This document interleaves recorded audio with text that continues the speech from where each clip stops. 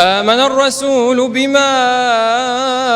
أنزل إليه من ربه والمؤمنون كل آمن بالله وملائكته وكتبه ورسله لا نفرق بين أحد من رسله وقالوا سمعنا وأطعنا غفرانك ربنا وإليك المصير. لا يكلف الله نفسا إلا وسعها لها ما كسبت وعليها ما اكتسبت ربنا لا تؤاخذنا إن نسينا أو أخطأنا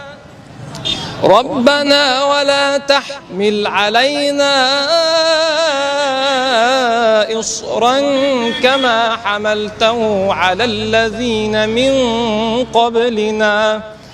ربنا ولا تحملنا ما لا طاقة لنا به